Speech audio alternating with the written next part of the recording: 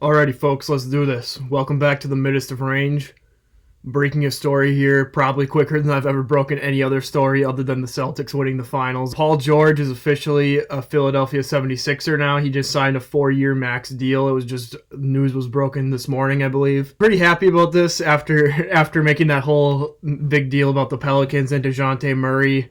It's good to see a good player leaving the West and going to the East. I wasn't too worried about the Clippers beforehand, just with all their struggles with health and everything. I've kind of given up on considering them a contender. I think this is pretty good for Philly. I might not be the biggest Paul George stan or anything like that, but it's undeniable that he's a great player, and I think he's a bit underrated in terms of what he brings on the defensive side of the ball, which is just what Philly kind of needs between that and a spot-up three-point shooter.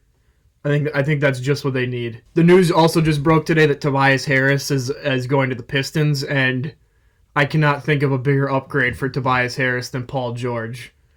Tobias Harris is the lowest level of that type of player, and Paul George is like the Michael Jordan of Tobias Harris's, you know what I mean? He is going to fill that role so much better for that team.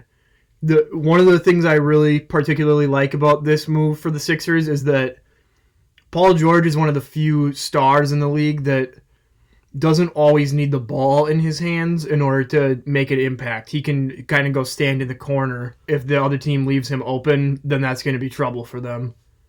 And like I said, he can also impact things defensively, which a lot of guys of his caliber, like to kind of take defensive possessions off, but not Paul George, honestly, especially for somebody his age. I find his defense to be very impressive. After the Knicks traded for Mikal Bridges, I said that this firmly cements them as a top 2 team in the East.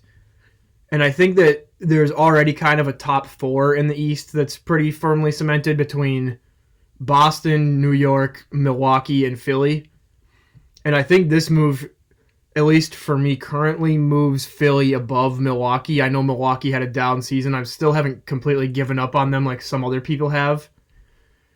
But at least for now, I kind of like the way this is looking. They also extended Tyrese Maxey, so they don't have to worry about him anymore.